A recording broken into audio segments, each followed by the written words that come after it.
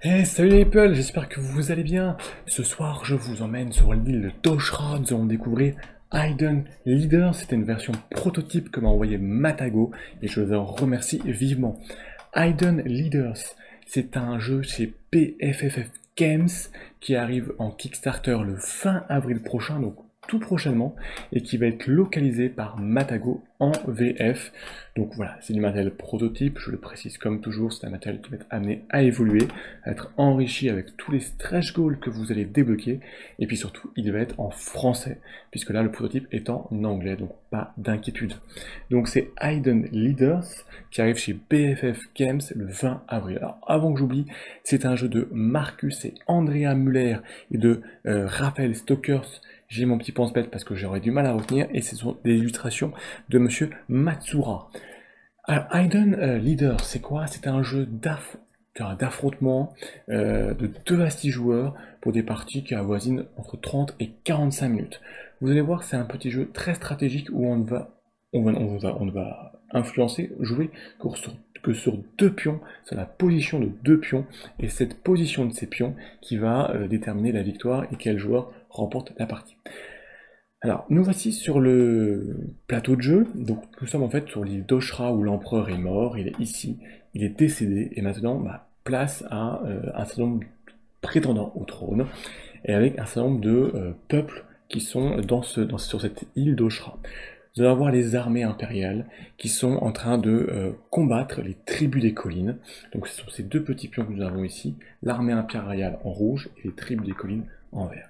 Et puis nous avons 2 autres entités qui ne sont pas représentées directement sur le plateau, mais qui viennent un petit peu influencer de façon un peu plus sournoise. Nous avons l'armée des morts vivants, et puis nous avons le peuple de l'eau qui lui cherche à garder une stabilité sur le royaume. Alors, comment se déroule une partie de Hidden Leaders? Tout d'abord, les joueurs vont récupérer une carte secrètement, 6 cartes.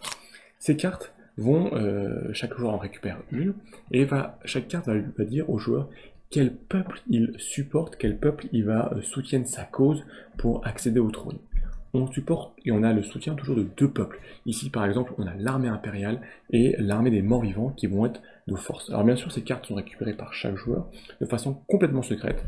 Donc 6 cartes, puisque c'est de 2 à 6 joueurs, donc avec vraiment des combinaisons très variées. Ici, les morts vivants et les tribus des collines. Ici, le peuple de l'eau et l'armée des morts vivants. Vraiment, il y a toutes les combinaisons possibles, donc impossible de savoir ce que vont récupérer les autres joueurs. On récupère cette carte, qu'on met de côté, elle est secrète. Ensuite, les joueurs vont tous récupérer 5 cartes de héros. Donc ces cartes, comment elles se présentent? Très simplement, en fait, chaque carte est un soutien d'un peuple. Donc il y a des cartes vertes pour le peuple des collines. Vous avez les cartes noires qui sont pour l'armée des morts vivants. Vous avez les rouges pour l'armée impériale. Et puis vous avez ici les bleus pour le peuple de l'eau. Donc chaque joueur récupère 5 cartes, pareil de façon secrète. Il les regarde et il va décider de rejeter une carte qui ne l'intéresse pas, face cachée, dans la défausse. Et il va placer à côté de son héros, sur sa ligne, une autre carte face cachée qu'il va garder secrète. Ensuite, chaque joueur a donc 3 cartes. Alors ensuite, comment se déroule la partie de Hidden Leader? Ce sont en fait une succession de tours jusqu'à arriver à l'événement qui déclenche la fin de partie. Les joueurs donc commencent la partie avec 3 cartes en main. À chaque tour de jeu, ils vont pouvoir soit jouer une carte face visible devant, dans leur zone et appliquer les effets, on y reviendra, soit ils peuvent défausser de 1 à 3 cartes face cachée. Voilà, ça c'est la première chose qu'ils peuvent faire. Soit ils jouent une carte d'action, soit ils défaussent leur main. Alors, quand on joue une carte d'action, comment est-ce que ça se passe? Chaque carte d'action, en fait, arrive ici avec son petit pouvoir, son petit effet, qui va venir souvent influencer sur la position de ces 2 marqueurs, soit venir influencer sur la zone de jeu. Alors, lorsqu'on influence sur les marqueurs, tout simplement, on va les faire bouger. Donc ici, par exemple, on nous dit d'avancer le marqueur impérial d'une case, donc le plus vers la droite. Certaines cartes vous font reculer les marqueurs, certains font avancer les 2 marqueurs, etc. Chaque carte vraiment arrive avec ses effets. Donc ici, le marqueur impérial et la tribu des collines, etc. En plus de ça, chaque carte a parfois aussi une action, un effet supplémentaire. Par exemple, vous allez pouvoir aller tuer un héros d'un autre joueur. C'est-à-dire que les autres joueurs vont aussi avoir des héros devant leur face, dans leur zone de jeu, pardon, et vous allez pouvoir venir leur prendre le héros pour le défausser. Vous allez pouvoir ici retourner un héros face cachée. Vous allez pouvoir récupérer des héros qui seraient dans la défausse, etc., etc. Chaque carte vient avec ses effets. On peut en regarder un petit peu. Donc par exemple ici, vous allez bouger le marqueur rouge d'une case ou faire baisser le marqueur vert d'une case. Donc c'est au choix. Et ensuite, vous allez pouvoir choisir un autre joueur et vous allez pouvoir tuer un de ces héros qui est face visible dans sa zone. Bon, ici, cette carte, elle fait simplement bouger les marqueurs rouge et vert de plus de cases. Celui-ci, vous ne faites pas bouger les marqueurs, mais vous allez pouvoir tuer un héros qui est ici dans la taverne. On y reviendra. Voilà, donc vraiment, chaque carte vient avec ses effets. Quand vous avez joué votre héros face visible, ou lorsque vous avez défaussé vos cartes, ensuite vous allez récupérer des nouvelles cartes pour avoir une nouvelle main de 4 cartes. Alors vous avez le choix, soit de piocher des cartes ici dans la pile de la pioche, soit vous récupérez ici des cartes qui sont face visible de la taverne. Donc c'est au choix, c'est une combinaison, du moment que vous avez 4 cartes. Si vous les récupérez ici face visible, les autres joueurs vont voir ce que vous récupérez, et ce qui peut un peu influencer leur stratégie. Donc vous pouvez récupérer pendant 2 cartes, et piocher ici 2 cartes. À ce moment-là, on vient bien sûr remettre des nouvelles cartes dans la taverne, et on va passer au joueur suivant. Donc comme ça, on va tourner, on va jouer des cartes face visible, les petits pions vont bouger, on va défausser des cartes, en récupérer d'autres, enfin voilà, on va vraiment voilà, poser notre jeu en faisant bouger ces deux petits pions, et vous allez voir que leur position finale aura une importance pour qui va gagner. Alors en fin de partie, par exemple, on va être comme ça, certaines cartes vont être face cachée. Allez hop, on va en mettre... moi c'est au hasard pour vous montrer. Voilà. En fin de partie, on va arriver avec un certain nombre de cartes devant soi. Alors la fin de partie avait déclenché à partir du moment où il y a un joueur qui a un certain nombre de cartes face visible. Alors ça dépend du nombre de joueurs. Si vous jouez à 6 joueurs, donc le maximum du jeu, dès qu'un joueur a 5 cartes héros face visible, je dis bien face visible, là on compte pas les faces cachées, la partie prend fin. Si vous jouez à 2 joueurs, ça va être lorsqu'il y aura 8 héros face visible. Donc voilà, donc à partir du moment où le nombre de héros face visible est atteint par un joueur, la partie prend fin. À ce moment-là, on va déjà regarder la position de nos deux petits marqueurs pour déterminer quel peuple a gagné. Alors comment est-ce qu'on va savoir? Tout simplement ici, il y a une zone de guerre, ce sont les zones les plus à droite, un peu sombre, la numéro 10, 11, 12, 13.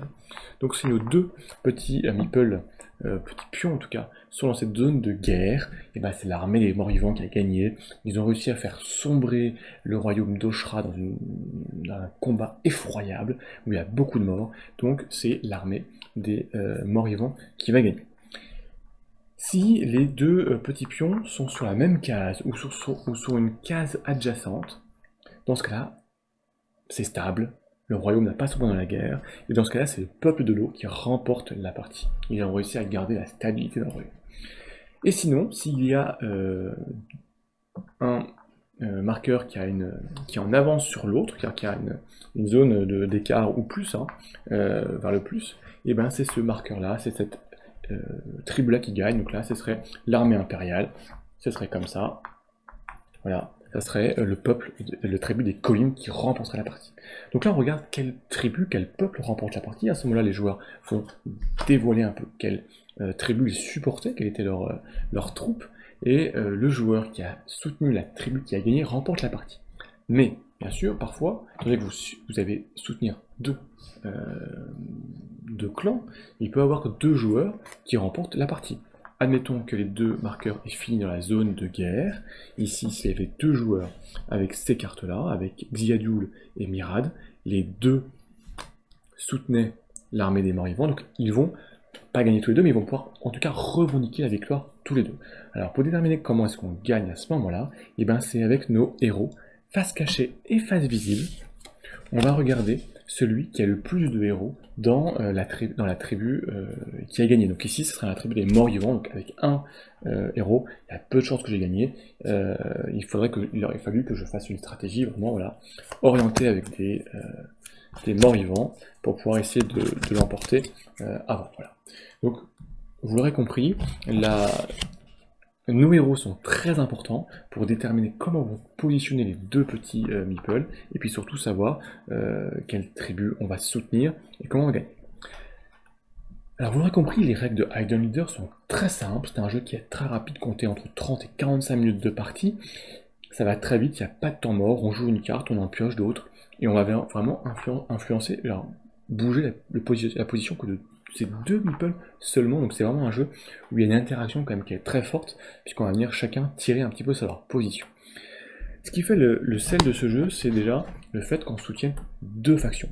Le fait de soutenir deux factions permet de ne pas savoir tout de suite, et parfois même de ne pas savoir, quelles factions sont soutenues par les autres joueurs. Si on soutenait qu'une seule faction, rapidement, avec les actions qu'ils vont réaliser, et puis les cartes qui vont être placées, on aurait une piste. Là, c'est pas le cas, on ne sait pas, on n'arrive pas à déterminer, ou de façon beaucoup plus difficile, sauf si vraiment le joueur ne joue qu'une faction, et on va le voir, mais ce qui ne sera pas forcément dans son intérêt, puisqu'il va pouvoir être contré. Ensuite, l'intérêt, ce sont toutes ces cartes de héros qui vont permettre de, certes, de bouger la position de nos deux meeples, mais surtout d'avoir des effets pour venir tuer, donc retirer des cartes de héros de la main des autres joueurs, ou des héros qu'ils ont joué, donc ça peut avoir un intérêt pour retarder la fin de partie, ou au contraire, si vous voulez accélérer la fin de partie, si les positions vous intéressent, il y a un peu une tension, un équilibre permanent à trouver, d'arriver à positionner correctement les deux petits marqueurs, et d'arriver à stopper la partie. Ça ne sert à rien d'y arriver rapidement si on n'a pas les 5, 6, 7 héros face visibles pour stopper la partie, sinon les meeples vont rebouger et il va falloir reconstruire. Donc c'est un jeu qui se joue très facilement, qui est très rapide, qui est très malin. Voilà, dans la prototype, il y a 72 cartes de héros, donc il y a vraiment de quoi faire dans les 4 factions, et déjà il est très riche, et je ne parle pas de la campagne qui sûrement débloquera un certain nombre peut-être d'extensions, de nouvelles cartes de héros, de nouvelles cartes de soutien, hein. Voilà, tout plein de choses. Donc c'est Hidden Leaders, ça arrive le 20 avril.